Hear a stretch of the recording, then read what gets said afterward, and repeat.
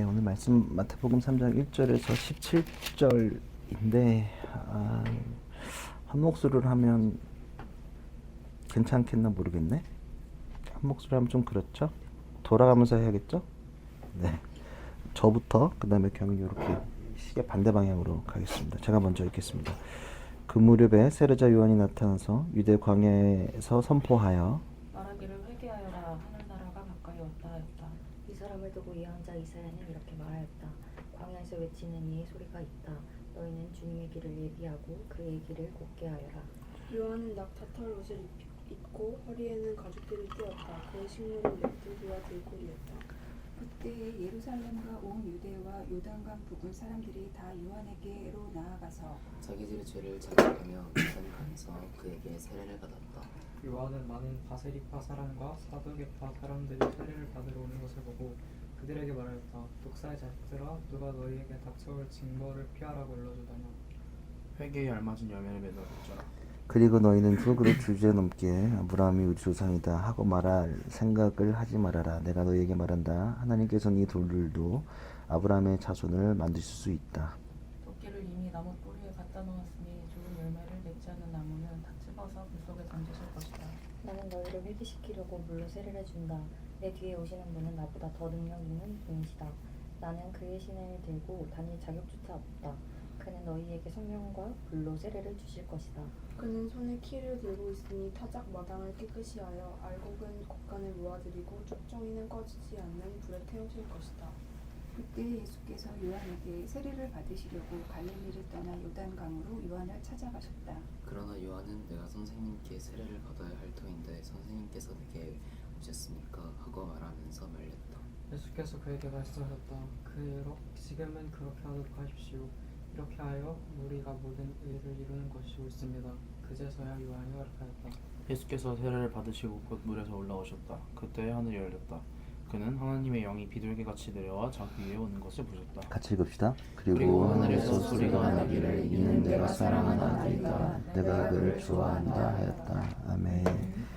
이는 하나님의 말씀입니다. 오늘 회개하라 하늘나라가 가까이 왔다라는 제목으로 말씀 나누려고 합니다. 오늘 마태복음 계속 하고 있는데요. 네. 됐죠?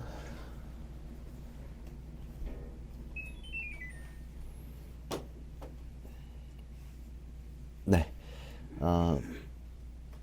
계도기간이라는 뜻을 알고 있는지 모르겠는데 아마 청소년들 잘 알지 모르겠어요. 계도라는 뜻은 다른 사람을 일깨운다는 의미 있죠. 그래서 사람들에게 새로운 제도를 일깨우는 기간을 계도기간이라고 얘기해요. 국가에서 특정제도 등을 바꿀 때 사회 혼란이나 이해당사의 불이익 등을 막기 위해서 사전에 고지하고 일정 기간 이후 시행되는 일들이죠. 이 기간에는 새롭게 바뀔 제도를 알리고 또 단속이나 행정 제재는 하지 않는 것. 최근에 횡단보도에서 인명사고가 많이 나서 우회전 신호체계가 바뀐 걸 여러분 뉴스를 통해서 많이 봤을 거예요. 아마 운전하는 분들이 많이 없어서 잘 모르겠지만 바뀐 것들을 많이 느끼게 돼요. 그래서 운전할 때도 좋고 또 보행할 때도 좋은 건 일단 사람들이 보행자 눈치를 본다는 건 좋은 것 같아요. 근데 아직도 좀 헷갈려하는 분들도 많이 있고 지금은 딱지를 떼지만 한 1년 정도는 계속 광고하고 뭐 뉴스에서도 얘기하고 뭐 차량 관련된 유튜버들도 얘기하고 그러면서 계속 계도 기간을 나름에 거쳤죠. 그리고는 지금은 벌금을 부여돼요. 그전에는 물지 않았지만 그런 것들이 계도 기간이라고 해요. 계도라는 개념은 뭐 꾸준히 요즘 이슈되고 있는 것들 촉법소년 여러분들 계속 보고 있죠. 유튜브나 어린이들이 사고치는 부분들이 많이 있더라고요. 그래서 우리 막 잼민이들이라 그러잖아. 걔네들 진상 눈 감아주기 위해서 그냥 촉법소년이 유지된 게 아니라 그 어린아이가 낙인보다는 계도를 통해서 바뀌어가는 것을 기대하는 사회적 배려가 담겨져 있는 거예요. 그래서 그 부분들이 굉장히 고민되죠. 잼민이들 참교육하면 좋겠지만 참교육해서 낙인 찍어버리면 그 아이가 살아가는 게 좀 쉽지는 않아서 사회적 배려가 사실은 촉법소년인데 악용하는 게 문제가 되겠죠. 우리는 다양하게 계도기간을 경험하기도 해요. 예를 들어 초등학교 입학할 때 부모님이 함께 등교해 주는 것들 아마 첫날에는 혼자 가는 친구들이 거의 없을 거라고 생각해요. 최근에 뭐 제 조카도 온 가족이 같이 갔더라고요. 학교에 가서 애가 걱정하니까. 아니면 저희들의 경험을 비추어 봤을 때 부모님과 함께 자다가 혼자서 자는 연습을 하는 경우 그것도 계도 기간이 있겠죠. 그리고 각자 무엇이든지 계도를 경험하면서 살아가고 있어요. 오늘 본문에서 세례 요한은 계도 기간에 서 있는 사람처럼 보이기도 해요. 왜냐하면 예수님은 성령으로 마리아를 통해서 이 땅에 태어났는데, 그리고 오늘 본문에서 마태복음에서는 예수님의 어린 시절을 기록되어 있지도 않고 성경에 잘 나와 있지도 않아요. 근데 이제는 예수님의 본격적인 공생에 사역하시기 그 직전에 요한이 서 있는 거예요. 그래서 요한은 성경에서 사이의 존재를 상징해요. 뭐 어디에 사이에 서 있냐 하면 구약과 신약 사이에 요한이 딱 서 있고, 요한은 광야와 오늘 본문에 보면 도시 사이에 서 있어요. 그리고 새 시대 앞에 서 있어요. 새 시대는 누구 때문에 이제 이루어지는 거지? 예수님 때문에. 그러니까 두 세계의 접점에 지금 요한이 서 있어요. 그리고 새 시대를 준비하면서 그는 광야에 나가서 이렇게 얘기해요. 그 무렵에 세례자 요한이 나타나서 유대 광야에 선포하여 말하기를 회개하여라, 하늘나라가 가까이 왔다 하였다. 광야에서 회개하고 하늘나라가 가까이 왔음을 이제 선포하고 있어요. 시대가 열릴 때, 새 시대가 열릴 때 키워드와 시대 정신들이 사회 가운데 존재해요. 산업혁명의 키워드는 뭐지, 얘들아? 산업혁명의 키워드들은 증기, 기계화, 산업화, 뭐 시장경제와 같은 것들이 있을 거고, 우리 3차 산업혁명이 끝났는데 3차 산업혁명의 키워드들은 정보, 그리고 4차 산업 요즘 계속 얘기하는 건 뭐야? 빅데이터와 AI를 계속 얘기하죠. 그리고 정권이 바뀌거나 새 시대가 열렸을 때 대표하는 슬로건들이 존재해요. 지금의 시대를 표현한 정신들이 무엇일까라고 돌아보면 아마 화업과 공정, 뭐 공의 이런 것들이 계속 논의될 것 같아요. 그러니까 구약과 신약 그 사이에서 새 시대를 여는 포문은 키워드가 오늘 세례 요한은 어떤 걸로 열었죠? 새 시대 여는 키워드는 오늘 보면 방금 1, 2절에 보면 뭐로 시작을 했죠? 1, 2절 본문을 읽을 수 있어야 돼요. 뭐로 시작했죠? 지금 키워드가 뭐야? 회개하고 또 회개랑 뭔 얘기했어? 하늘나라 두 가지를 얘기했잖아요. 회개하고 왜 회개해야 돼? 하늘나라가 가까이 왔으니까. 이 두 개가 키포인트예요. 여러분들 자꾸 말씀을 여러분들 없는 걸 상상하지 말고 눈에 보이는 것부터 찾아보세요. 두 가지 얘기했어요. 회개해야 되는데 그 이유는 하늘나라가 가까이 왔기 때문에 굉장히 중요한 것을 외치고 있어요. 이 예수님의 시대, 새로운 시대, 신약의 시대, 예수의 시대를 여는 키워드는 뭐냐 하면 회개라는 것을 요한이 얘기하고 있어요. 여행을 가면 호텔에 방문해요. 프런트에 가서 키를 받고 캐리어를 도로로 끌고 호텔방 문을 열었을 때 갓 청소한 상태가 놓여져 있죠. 그래서 더러운 방을 내어주는 호텔은 싸구려 여인숙이나 이런 게 아닌 이상은 무조건 청소돼 있고 깨끗한 것들, 손님이 맞이할 때는 그 방의 이전 것들, 사람 썼던 것들 다 그 시트를 꺼집어내고 빨래하고 새롭게 맞이하게 손님을 맞이하게 되죠. 청소된 상태여야 되는 거예요. 이해돼요? 그러니까 예수님이 새로운 시대가 열릴 때면 이전 것들보다는 새로운 것들을 준비하는 형태가 되어야 한다. 나중에도 한 번 더 얘기하겠지만 마태복음 9장 17절에 예수님이 이렇게 말씀했는데 목사가 되게 좋아하는 말씀인데 새 포도주를 낡은 가죽 부대에 담는 사람은 없다. 그렇게 하면 가죽 부대가 터져서 포도주는 쏟아지고 가죽 부대는 못 쓰게 된다. 새 포도주는 새 가죽 부대에 담아야 둘 다 보존된다. 포도주는 어떤 식품이냐 하면 발효식품. 계속 기포가 뽕뽕뽕 튀어 올라오죠. 술들이 다 보통 그래요. 그래서 무브먼트가 있어요. 그래서 새 포도주는 이전에 썼던 가죽 부대로는 그것을 유지할 수가 없다. 왜? 안에서 발효가 심하게 되니까 찢어지니까 새로운 것들이 아니면 그것들을 담아낼 수 없다라고 이야기하는 거예요. 자, 요즘 시대를 생각해 보면 소프트웨어가 발전하면 그에 걸맞는 하드웨어가 받쳐줘야 돼요. 3G 통신으로는 4차 산업을 준비할 수 없어서 지금은 어떤 통신을 준비하고 있죠? 5G를 준비하고 있고, 일론 머스크가 지금 계속 하늘에다가 스타링크를 띄우고 있잖아요. 그 띄우는 이유는 뭐냐면 테슬라 잘 굴리려고, 무인 시스템을 정말 구축하려고. 땅에다 박는 건 한계가 있으니까 하늘에 띄우겠다고. 그래서 로켓도 계속 쏘는 거고, 그리고 통신을 위해서 장비를 지금 보완하고 있단 말이에요. 그리고 핸드폰 업데이트 iOS가 새로 나오면 이전의 하드웨어는 처리할 준비를 해야 돼요. 그쵸? 아이폰 4가 진짜 막 역대급 좋은 작품이라고 하지만 지금의 iOS는 담을 수가 없어요. 새로운 것들을 준비해야 된다 라는 것들이에요. 우리가 새로운 것들을 준비하려면 새로운 상태를 준비해야 된다는 것. 하드웨어, 소프트웨어 밸런스가 중요하다는 걸 얘기하는 거예요. 자, 예수님의 복음은, 믿음은 새로움의 상징이에요, 여러분들. 그것을 맞이하려면 우리가 이전에 가지고 있는 포도 부대로는 담을 수가 없다. 이전의 하드웨어로는 안 된다. 그래서 다시 새로운 것들을 준비하라고 얘기해요. 이제 새로운 소프트웨어가 오고 있다. 그러니까 여러분들이 깨끗하게 준비해라. 라고 이야기하는 거. 그거 이해돼요? 이해되죠? 내가 새로운 걸 받아들이려면 이전 것들은 필요가 없어요. 지워버리는 수밖에는 없다. 청소하는 수밖에는, 완전히 청소하는 수밖에는 없는 거예요. 그래서 오늘 회개, 단순히 맨날 교회에서 오면 회개하라 그래서 생각해보면 단순히 회개한다는 것, 단순히 도덕적으로 내가 침뱉었고 누구를 미워하는 거에 회개 중요해요. 윤리적으로 하지 말아야 될 것도 중요해요. 법적으로도 하는 것도 중요하지만 그 죄만을 이야기하는 것이 아니에요. 오늘 회개하는 것은 뭘까? 삶의 방식 그 자체를 돌이키라는 것을 이야기하는 거예요. 그러니까 삶을 완전히 바꿔서 하나님을 받아들이라는 선포에 가까운 거예요. 왜냐하면 신앙은 이전의 것을 얘기하는 것이 아니라 늘 새로움을 이야기하기 때문에 신앙은 우리에게 끊임없이 갱신과 새로움을 이끌어내기 때문이에요. 회개는 새로움을 받아들이는 전초이다.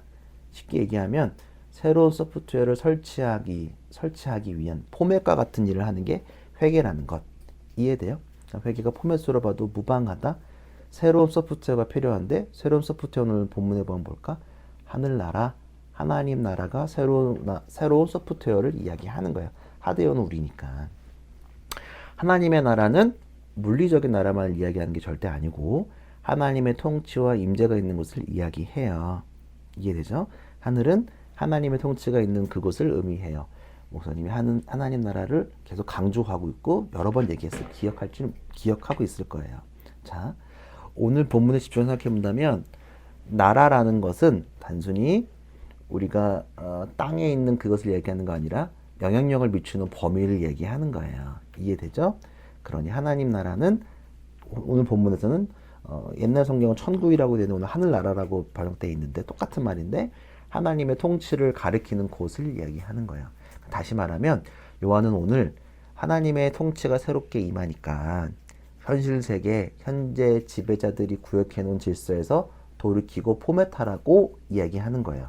새로운 프로그램을 깔 준비를 해라 라고 이야기하는 거예요. 이해돼요? 하나님의 통치가 임해야 되는 거예요. 단순히 그냥 예수님 끝이 아니라 하나님 나라가 임해야 되는데 하나님의 영향력, 임재가 임해야 되는데 어디에? 나의 학교와 나의 직장, 나의 가정, 나의 삶, 우리 교회, 우리 나라에 그리고 세계 열방에 가야 한다. 단순히 죽어서 가는 언젠가 다가가는 아련한 그것을 의미하는 것이 절대 아니다. 바로 지금부터 시작되는 것들. 그래서 우리는 늘 주일과 나의 삶을 구분해서는 안 된다. 주일에만 거룩한 게 아니라 왜냐하면 매일매일이 주일의 삶을 살아가고 있기 때문에 이해돼요? 그러니까 어려운 말로 하면 성과 속 이거 너무 어렵죠? 그냥 거룩함과 일상을 구분할 필요는 있다 없다? 없다. 매일매일이 거룩하게 살아간다. 왜냐하면 새로운 통치는 주일에만 이루어지는 것이 아니라 여러분들이 서 있는 그곳에서 이루어져야 되기 때문에 내가 공부하는 책상과 뭐 회사에서 연습할 때 혹은 회사에서 일을 할 때 아니면 학교에서 무언가를 할 때 모든 것들이 거기에 속해져야 된다는 거야. 이해돼요? 하나님 나라는 새로운 세팅이 우리 삶 가운데 이루어지는 것을 이야기하는 거예요. 해야 할 게 너무 많잖아요. 그쵸? 우리가 이제 커가면 관행이라는 이유로 했던 것들이 많아. 공무원들, 회사 사람들. 지금 많이 없었지만 여전히. 그리고 세상이 만들어놓은 그 룰도 우리가 깨야 되는데 남을 이겨야지만 승리한다고 가르치고 있단 말이에요. 세상을 살아가려면 신앙인들에게 요구하는 건 잠시 하나님을 접어둬도 된다고 생각하잖아요. 그쵸? 그리고 내 마음대로 신앙생활 하려고 한단 말이에요. 아니면 신앙은 있지만 공의로운 일에는 철저하게 외면하는 경우들이 많이 있어요. 이해되죠? 그리고 우리 현장에서 하나님의 소프트웨어가 필요한 것들이 너무너무도 많이 있다. 그래서 우리가 맨날 교회에서 회개하라, 예수님께서 회개하라고 말씀하신 이유는 뭐냐면 매일 우리를 점검하고 늘 주님께 맞추어 나가라는 것을 이야기한다. 맨날 또 나 저번에 회개했는데 그때 길 건넌 거 잘못한 거 회개했는데 누구 미워한 거 회개했는데 오케이. 그거는 주님과의 다 정사는 끝났지만 매일 회개하라는 얘기는 뭐냐면 나를 계속 점검하고 내가 지금 하나님이 주어주신 그 시스템을 살아가고 있는지를 돌아보라고 얘기하는 거예요. 이해돼요? 여러분들이 살아갈 때는 그냥 살기 너무 편해. 하나님 잊을 때가 너무 많잖아. 편하잖아. 가면 학원에서 말하는 거랑 다르니까. 학원은 철저하게 이기라고 가르치는 것들이 사실이니까. 그렇잖아요. 대학교 가면 야, 하나님이 어딨어. 그냥 뭐 재밌게 놀면 되지. 뭐 아모르 파티하고.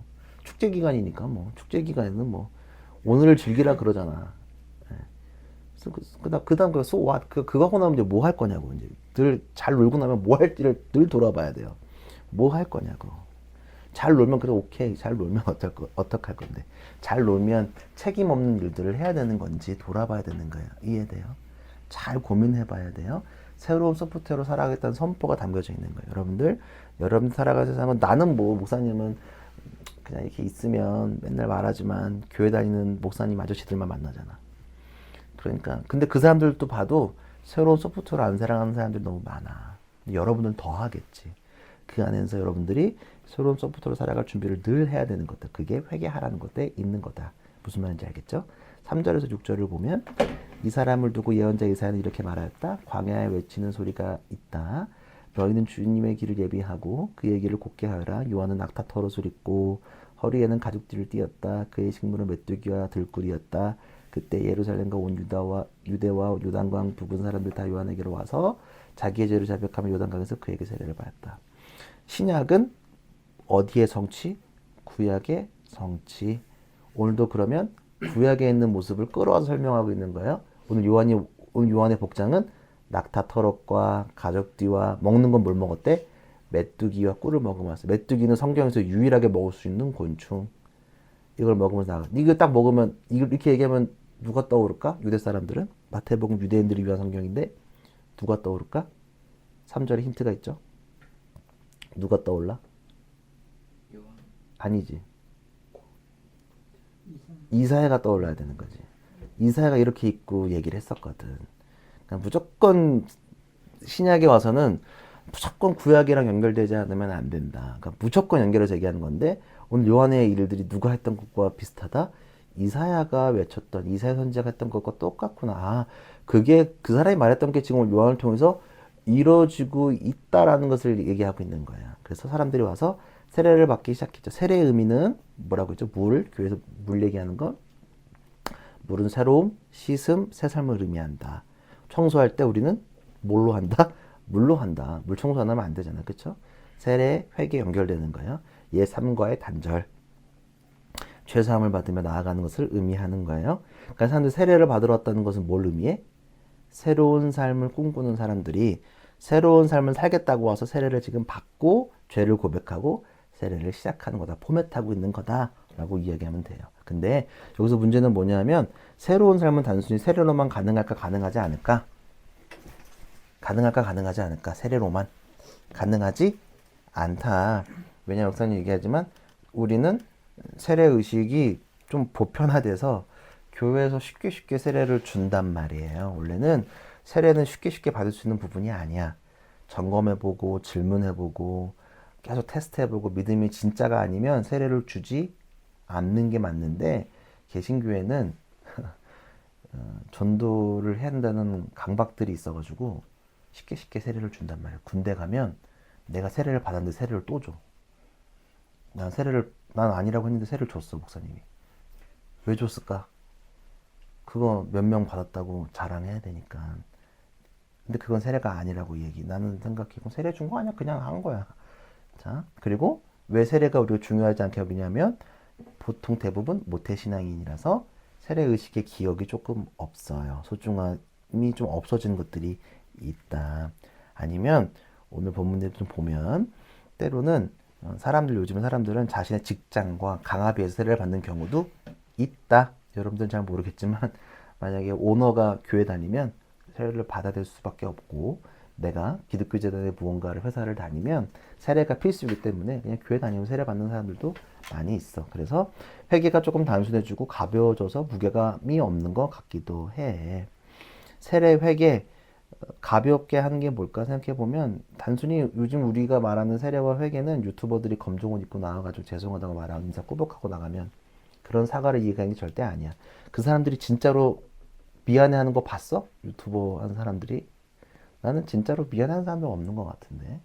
혹은 요즘에 학폭 이슈가 굉장히 많은데 미안하다고 하지만 그 사람들이 써놓은 글을 보면 절대 미안한 것 같지는 않단 말이야. 그런 것처럼 오늘 7절에서 10절을 보면 요한은 바리새파 사람과 사두개파 사람들이 세례를 받으러 오는 것을 보고 그들에게 말하였다. 독사의 자식들아 누가 너희에게 닥쳐올 증거를 피하라고 일러주더냐. 회개할 만한 열매를 맺어라. 그리고 너희 속으로 주저넘게 아브라함이 그 조상이다 하고 말하는 생각을 하지 말아라. 내가 너에게 말한다. 하나님께서는 이 돌들로도 아브라함의 손을 만드실 수 있다. 도끼님이 나무의 뿌리에 갖다 놓았으니 좋은 일면 맺지 않으면 다 찍어서 불쌍히 칠 거다. 그러니까 이 사람들한테 대놓고 얘기하는 거야. 니네 세례 받는 거 유튜버들이 사과하는 거 같은 거잖아. 그냥 하는 거잖아. 그렇게 하면 된다 안 된다? 안 된다. 그 대표적인 사람들이 성경에서는 바리새파와 사두개파 사람들. 이 사람들은 새로운 흐름을 반응하지 않는 자신들이 만들어 놓은 신앙의 틀에 갇혀있던 사람들이라서 그 사람들은 끊임없이 종교라는 이름으로 사람을 괴롭혔던 사람들, 이중성 있던 사람들이라서 이 사람들이 세례만 받으러 온 것에 대해서 요한은 뭐라고 얘기했냐면 독사의 자식들아. 이거 엄청나게 심한 욕을 한 거야. 우리말로 하면 진짜 쌍욕을 박은 수준의 욕을 한 거라. 맹비난을 한 거야. 왜 맹비난했을까? 가증스러우니까. 세례만을 통한 구원은 없으니까 반쪽짜리 회개는 집어 던지라는 것들. 니네 그렇게 하는 거 완전히 포맷한 거 아니야 라고 이야기하는 거야. 그렇게 하면 된다 안 된다? 안 된다. 그런 거 필요 없어. 회개에 걸맞는 열매가 없다는 건 뭐냐면 니네 진짜로 회개한 거 아니야. 지금도 마찬가지야. 세례는 누구나 받을 수 있어. 목사님들이 세례 받는다 그러면 누가 안 줄까? 다 주지. 목사님도 필요하다 그러면 주겠지. 근데 잘 보면 세례를 받고도 그냥 살아가는 사람들은 어쩌면 진짜로 주님을 다 내려놓고 주님의 삶을 따라가지 않은 사람들이 많을지도 몰라. 자, 어쩌면 우리도 이들처럼 보일지도 몰라. 가증스러울지도 몰라. 왜냐하면 우리들도 반쪽짜리 회개를 하면서 살아갈 수도 있어. 아니면 머릿속에 또 여러분들 퍼뜩 아마 반쪽짜리 신앙하는 사람들이 머릿속에 있어서 그 사람들이 살아가는 모습 때문에 우리가 상처받을 수도 있어. 바리새인과 사두개파 사람들처럼. 아니면 크리스천이지만 영향력이 없는 수많은 사람들 우리가 삶 속에서 보고 있기 때문에. 여러분 주위에 많이 있지? 교회 다닌다고 하는데 쟤 교회 다녔나? 아니면 교회 다니는데 저렇게 행동하나? 아니면 우리한테 질문하면 우리도 그런 모습은 아닐까? 우리도 영향력이 없는, 그리고 우리도 교회만 다니고 있는 어쩌면 반쪽짜리 회개를 살아가는 사람들이 아닐까라고 생각할 수도 있다. 우리도 거룩한 척 할지도 몰라. 반대로 거룩한 척을 하지 않고 거룩함을 빼고 생활할지도 몰라. 무슨 말인지 잘 기억해야 돼. 그런 종교인이라면 우리도 다시 진짜로 우리가 그런 종교인이라면 우리도 회개해야 된다. 그래서 오늘 요한은 그런 사람들한테 독사의 자식들아 라고 말하면서 거친 표현을 한 거다. 그리고 9절 10절에 아까 읽었지만 그냥 그들이 갖고 있는 선민의식, 그리고 그들이 이제 다가올 임박한 하나님 나라 이야기한 거. 도끼에 나무 뿌리 갖다 놨대. 이게 무슨 말이야? 도끼 나무 뿌리 왜 갖다 놨어? 베어버리려고. 왜 배? 심판하려고. 주님의 심판이 곧 다가왔다. 니네 회개해야 돼 라는 것들을 이야기하는 거예요. 이해되죠? 자, 오늘은 요한과 예수님의 관계 나중에 몇 번 얘기해서는 안 할게요. 그리고 다시 좀 뒤로 넘어와서 신약은 구약의 성취인데 마태복음의 예수님은 구약에 누구랑 연결된다고 목사님이 계속 얘기했지? 몇 주간에 걸쳐서.